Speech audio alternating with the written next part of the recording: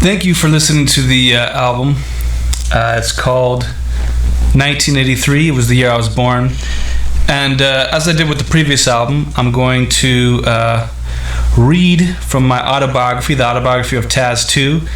It's the second installment, and the previous one covers my selection as the second Christ, or really the second Jewish Messiah, but scientifically the second TAS testing analysis subject to undergo direct CT, which is clarified more in this book. It's available on Amazon.com in Kindle or paperback format. So here is chapter 1 from the book. On August 28th, 1983, I was born in La Mesa, California, in one of the rooms at Sharp Memorial Hospital, which was fortunate for a number of reasons. The date, August, means to be a premiere at something, which is due to the Roman Emperor Augustus, formerly Octavian, until he defeated Mark Antony to become the first leader of the Imperial Roman period, and which used to be the 6th month of the year, Sextilis, but now it is the 8th month. If you've read my other books as founder of QRI, then you would know the significance of the date itself. The number 8, which is representative of personal testing and analysis, PTA, with feelings at 8 hertz, followed by the number 28 to symbolize the distance between the environmental layers at 10 to the 28 meters, which is 1 trillion light years. It also symbolizes traveling back and forth, as it can be read in both directions by writing it out as 828. Lastly, the number 1983 has tons of significance as well. The number 98 represents the PLF, whom religious people have been referring to as a god figure for many centuries, at 98 billion years of age, which was indicated by the PLF age formula. See QRI, what is the soul? After 3 billion years of planning and 95 billion years of growth at 10 to the 18 meters per year, making it around 10 trillion light years in length, width, and height. Further, when all is added up, the number 83 represents communication at 3 hertz of the Big Bang pair, which occurred when the PLF was 80 billion years of age, making for a very unique number just by looking at the date, 8/28, 1983. My father was Vernon Edward Thomas, a Jamaican immigrant who was born in Kingston, a man who played soccer in high school and was invited to the Olympic trials for cycling at an older age. But for some reason, I can't remember why exactly, he didn't attend. My mother was from Covina in Los Angeles, a Jewish woman who had many Gentile friends and enjoyed playing softball. We lived in a bungalow in La Mesa as I attended Charlie Brown preschool. We used to visit my mother's friends, some of which rode motorcycles and often went to Super Bowl parties or celebrated Thanksgiving with other families. However, my father loved to cook and tend his garden, often being the one to suggest we invite people to our house so that he could cook the turkey, which usually could be complimented as delicious. My Aunt Yvonne was also gifted at culinary arts and made a living at it in Brooklyn, New York. Though I recall watching the Buffalo Bills lose 4 times in a row in the Super Bowl, which was about the time I began watching football, the Chargers never made it until many years later, a time when I was attending Hebrew school in Encinitas, California at Temple Solel. Prior to that time, my father decided it would be important to visit family members, so we ended up going to Jamaica when I was about 5 years old in the summertime. It was wet with mist in the air, requiring several changes of clothes. It was around this time that I realized my attentivity was pretty excellent, even catching my family members taking pictures of me behind my back, learning about the nature of accuracy and prediction. I mostly ate Pringles, peanut butter and jelly sandwiches, though we visited my grandmother's house and ate brown-shelled eggs along with other traditional Jamaican dishes. I swam in crystal clear waters back at the hotel, which also had a fancy pool. One of the days, we actually went on Dunn's River Falls, even though it was pretty scary and arduous. My father and mother went snorkeling, which produced some sand dollars that ended up in my hands. We also traveled to Brooklyn, New York, which was the first time that I encountered snow at age 6.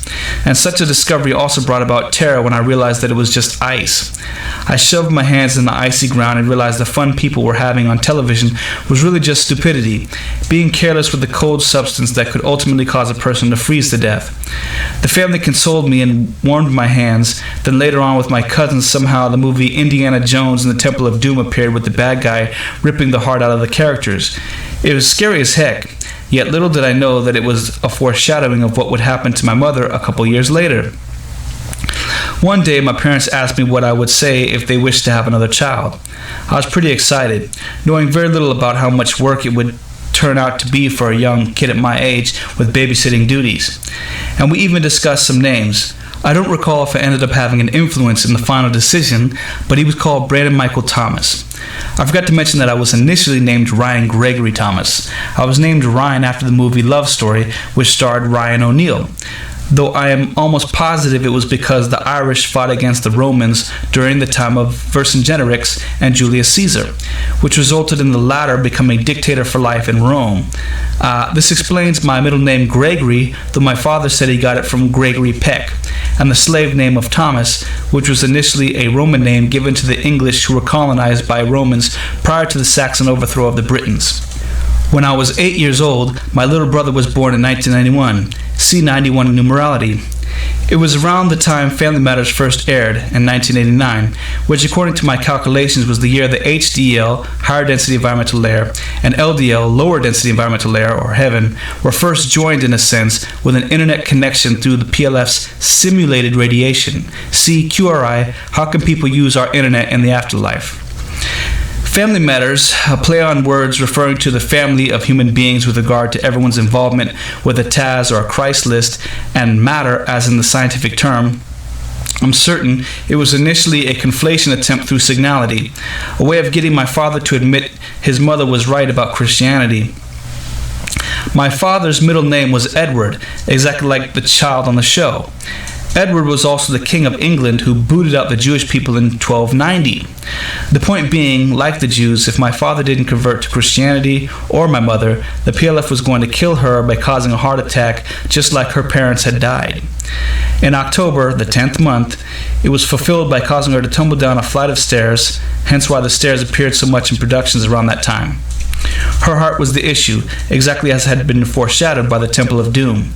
The word temple as a worship place for Jewish people being very easily seen as signality.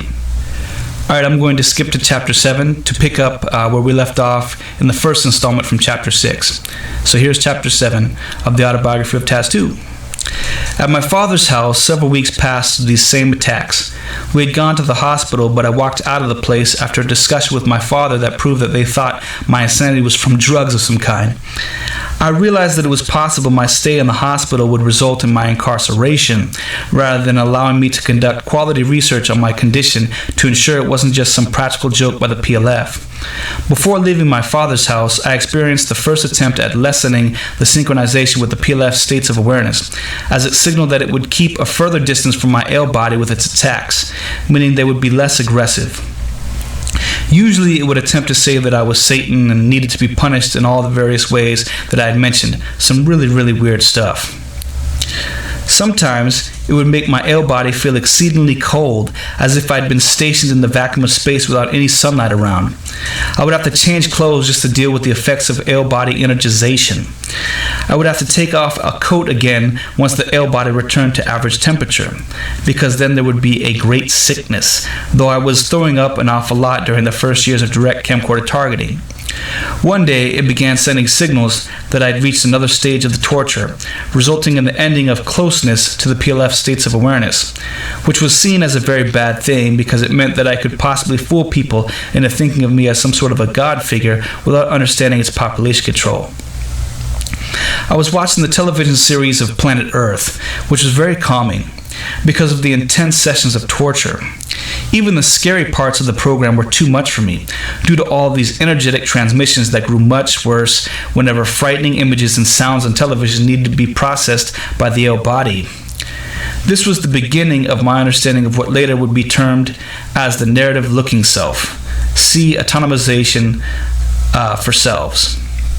The PLF would time my desynchronization to the narrative, which meant that it understood the timing of the program, which it also would suggest was occurring all over the world with its PLF ill body, reaching agreements with all of humankind about my selection as TAS2, possibly suggesting that if I learned about science, my punishment would be lessened for the unfair advantage granted to those who become exceedingly famous from selection as messiah figures. It didn't always work out in my favor. I was hanging out with people who knew me from music, and they all thought that I was taking hardcore drugs. I couldn't help but talk to myself, but really it was the PLF operating my body and mind for me. This was the first time that I encountered the operator self at 1 Hertz, which I documented in Synchronized Living selves. Yet they were kind enough to keep hanging out with me. Now that I consider it, I shouldn't have hung around with my friends during this stage of the process, but I wasn't certain that my dilemma would ever end and didn't want them to think I was blowing them off. They were giving me pep talks about how I needed to tell the truth, about taking hardcore drugs, and some began sharing their stories concerning people they knew who'd gone through similar issues with addiction that were pretty rough. I also tried to get a job at Woodstock's Pizza a little later, and did pretty well at the interview so that finally I could receive a job. On my first day, I was scheduled for the afternoon, but then I was attacked by the STARS vision again, where they act like human beings that have feelings and can convey their personalities as existing life forms, which caused me to have a terrible headache. Whenever using the L body too much, it results in what I call intensification, which at the earlier stages of direct camcorder targeting can feel like a scorching inferno. Too many hours of torture can become the worst kind of headache. Fortunately, I slept through the afternoon, but I missed my first day of work and was terminated by the owner of the shop, meaning the end of my employment from inability to appear at work on time. On some days, I was feeling better and thought the direct CT would be attenuated, but then the PLF would return to severe attacks, which would overwhelm my attention and annoyed the heck out of me. Still, I was able to drive somewhat at times, yet I had to use my full attention on the road because of the direct camcorder targeting, which is almost exactly like trying to drive under the influence of alcohol. It was really scary, but I had no other way to get home. The PLF would conduct its indirect CT attacks on other drivers, continually trying to scare me, getting people to swerve within their lanes or toward the side of the road in a very odd demonstration of population control. A recurring theme, it kept trying to convince me that it was in charge of everyone. I'm not certain if the people knew what they were doing at these times of great influence from energetic transmissions. I'm still not certain how it is able to affect people so much without even having them go through camcorder targeting directly. But one time I even saw a bank person begin to cry due to so much energy from the PLF. He didn't even realize it was the effect of energetic transmissions, as he explained to me why my issue couldn't be resolved. I'm fairly certain I was trying to get my overdraft charges reversed, most likely due to only going over by a few dollars, yet with different transactions to add more charges per listed item. But he really empathized with my situation to the point of tears. My money was running pretty low, yet my father paid for my rent that was overdue. I still needed to purchase food, gas, and pay for everything else that was of an expense with daily subsistence. Even worse, I had to find ways to reduce the amount of energetic transmissions from the PLF, so I got rid of my DVD collection, especially since it kept trying to mess with my mind. It would use the narrative-looking self to make the sad or scary portions of films almost unbearable, meaning that I couldn't really enjoy these programs anymore. Even worse, I was a hoarder of movies and had almost every possible flick that I liked after buying them for very low discount prices over many years. I must have had over 1,000 titles, which I left in several garbage bags of them by the dumpster, allowing people to take them for free because I thought my life was going to be awful by watching television under direct CT. Further, I canceled my submission to Green Lantern's mixtape because there was cursing on the record. I wasn't certain if that would have a negative effect with the PLF attacking the hell out of me. I lost $400 in the transaction, probably lost a lot of good business, but it was worth it to avoid so many serious attacks. I also kept getting emails from students who had visited the EOP office at San Diego State University looking to get assistance with their RWS essays, many of whom emailed to see if they could get tutoring from me. Really, it was because I used to do a thorough job at correcting grammar, meaning they could just fix their papers with my instructions and receive an automatic A or B, which was due to the fact that I would go sentence by sentence, fixing not only common grammar issues, but also syntax inconsistencies, idiomatic problems, content issues, and diction, which meant that they would be exposed to the creme de la creme of essay writing. I couldn't work at the center due to my condition, so I was making money by working at home and having people log in the hours of the center. They were so kind of the EOP offices to handle my condition, which I mentioned was due to family problems. Beyond making essay corrections, much of the time was spent on writing again, learning how to develop my storytelling to become publishable for the first time with a story that people would find interesting enough. However, I was running out of money, and I had no way of getting a job because of the terrible condition of the direct camcorder targeting. But since I had left the university early, it was too late to rejoin for the fall semester, which is why the thought hadn't occurred. Fortunately, I decided to give it a shot by visiting the campus to see if it were possible to sign up this late for finishing my bachelor's degree. I was so happy to learn of my ability to sign up for classes online because I had already been a student. Of course, I left the university in spring 2010, so doing without giving any explanation to my professors, which is why I received straight F's on my transcript.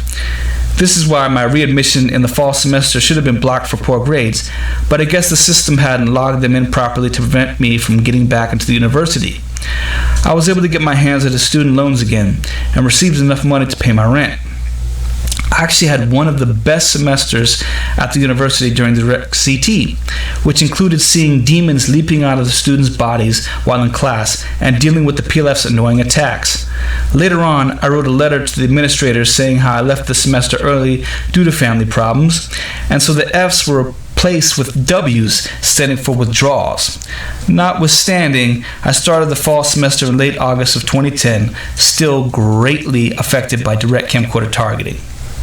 Okay, finally I'm going to read Chapter 8 from the Autobiography of TAS2, which is about my selection as the second Christ or second Jewish Messiah, but which should be called the testing analysis subject for Direct CT. Alright, Chapter 8. At San Diego State University, I saw some of the same people that used to live in my residence complex after first transferring to the college. It was very, very weird to see people before direct camcorder targeting and then after my selection as TAS2. But it wasn't like I could just tell them about the things that were happening to me. If I did, I would look extremely crazy because it was a scene straight out of the movie Constantine, which was really just signality for what I would go through as TAS2, without all the Hollywood nonsense. There were demons flying out of bodies and distracting me by getting me to focus on people in the room. How they were torturing them, exactly like those stupid blobs that clung to the corners of my room at the apartment. But they were gone by this stage.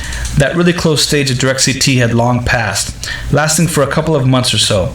But this was the stage when I could still see the PLF's ill body, yet it wasn't as vicious in its attacks on me.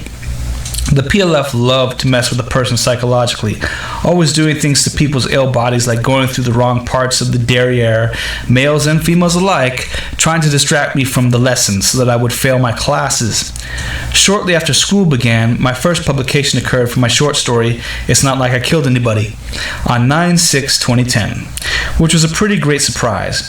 It was a nice tale about what happens when you go home with random women by frequenting bars. The realism of the tale wasn't the greatest, but it had a lot of entertainment value and was based on a true story up until the point where the protagonist meets a married woman at the bar where a performer was going to do a musical set. I tried to incorporate real elements into whatever fictional story that was being told. For example, I did see a performer named One Below, so as to maintain a certain sense of accuracy where it was concerned, documenting real-life events. It wasn't like there was a lot of money to be made yet as a writer, not as much as with musical productions, but the publication news was interesting. Having had fun in a previous African American literature course, I decided to take one concerning politics, but it was one of the driest courses at the entire university. During my situation, given my extremely difficult condition, there was no time to take a course that was more about listening to long lectures with lots of slides from PowerPoint than interesting group work, class projects, and poignant films, which is why I decided to take the course for credit, no credit. After several failures to pay attention to the coursework, I decided to stop attending class and just take no credit. The worst aspect of the direct CT, during the portion when I could see the PLF's ill body, was that it kept asking me stupid questions every single second of the day. Only way to avoid this was to be extremely focused on some particular attraction or interesting thought. But that would require a very engaging lesson. The class was a little too dry for me to focus, which meant that I would have to answer stupid questions or focus on the self-probes that kept attacking me, which could be the Satan self or any others. It was never worth intellectually communicating with the PLF's stupid or pointless states of awareness, and that was the whole point about it. I had to use verbal discourses of the ill body that we perceive as thoughts, yet I'd learned to stop having them so frequently, due to the fact it kept responding every single time with pointless perspectives, requiring me to continue talking in my head in order to avoid the annoying distraction. The best course that I'd taken was the director's class, during which they choose one premiere artist to cover for the entire semester. This one was about Alfred Hitchcock films, so we watched ones from pretty much every decade that he was directing. We also met the guy who produced Groundhog's Day, listening to him talk about Hollywood and what it was like to be a well-known producer in the business. Not surprisingly, the films were excellently directed and somewhat revealing after conducting research as scholars as to the techniques of brilliant filmmakers, such as how to handle color, suspense, props, and we also saw the film Vertigo that gets copied so frequently with the spiral staircase high-angle shots that it makes you want to puke. There was also a person in the class who was so freaking educated about films, it was like he should teach the class. Every single time the professor asked a question that was way beyond the rest of us, usually just to see if there were any idiot savants, this student would raise his hand and surprise all of us with the correct answer. He might have been a graduate student, taking the course to fulfill his MFA in film. I received an A in the course, even doing my final project on Vertigo.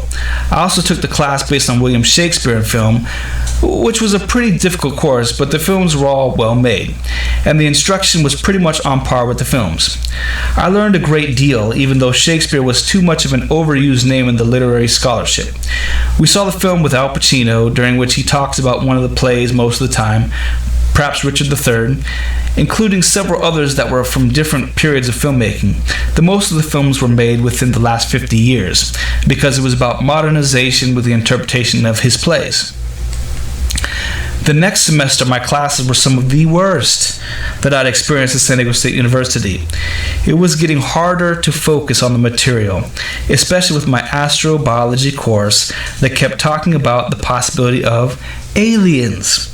Even worse, the test was only about whether we remembered the quotes from a bunch of crazy people that were being seen as genuine scientists by this professor.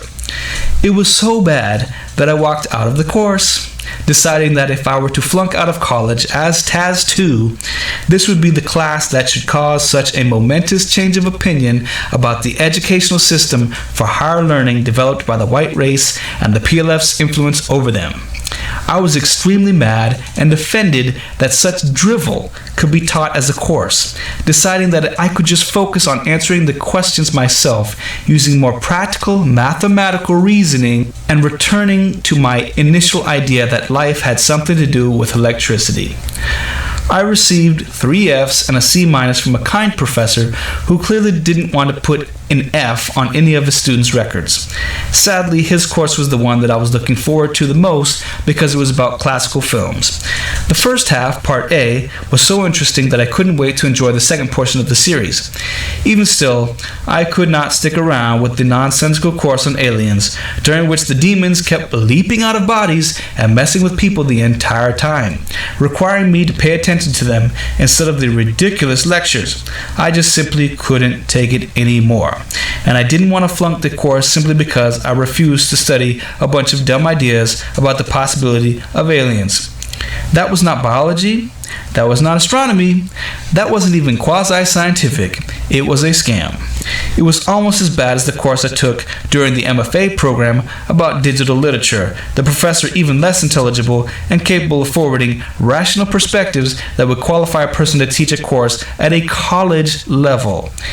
Even worse, the latter teacher didn't even understand basic grammar conventions and had been sent there as a practical joke by the PLF. This course was certainly designed by the PLF to make fun of the white race and willingness to accept nonverbal guidance. On a positive note, I was published for my flash fiction piece Salmonella, earning me $10 for the small prose work. Later, an editor from everydayfiction.com would tell me that they never paid their writers for submissions, so obviously their staff had been replaced for some reason. ... This time, I knew that my leaving the school could possibly be for good. That meant I would have to find some other way to make it in life. My album, The Last No Needs LP, I think, had been completed and sounded pretty darn good. Most of the tracks were already recorded, but I still added a freestyle with the same DJ, even while undergoing Direct Camcorder Targeting, partly to see if I could do it. It was much harder with the PLF interrupting my thoughts. but this was much better than before when I was talking to myself like a psychopath without any control. It made it harder to think of rhyming words because the PLF was able to prevent me from completing my ideas, as they are part of the AL voice we can use as thoughts. Yet this was different than just being stupefied by indirect camcorder targeting, as it was directly applied so that at any second, even when I had a complete idea in mind, I could completely forget what I was saying. That was the main difference, but I was a seasoned professional, so I could always just pick a different rhyme scheme. But it was rarely as cool as it would have been had my original idea been used. Also, I could still get hot at particular times and make it impossible for the PLF to interfere in noticeable ways, such as the part when I mentioned 2012 and the apocalypse. Sometimes, though, it was so bad that I admitted on the record that it wasn't really working out for me. I never had that problem in the past, even during live freestyles in front of large crowds. We both did a terrific job, good enough to be placed on the release, and I also went up to Lake Elsinore to complete one of the tracks for the album. The DJ and I did a music video, which was for the song Corporate Sharks, and the PLF kept messing with my face. It did this as part of its transfiguration stuff, and it did it so badly when I was with the band doing the video for Ain't No Time that you can see it in all of the video. Okay, so that'll do it for the second installment of the Autobiography of TAS2. You can get the book on Amazon as print or in Kindle.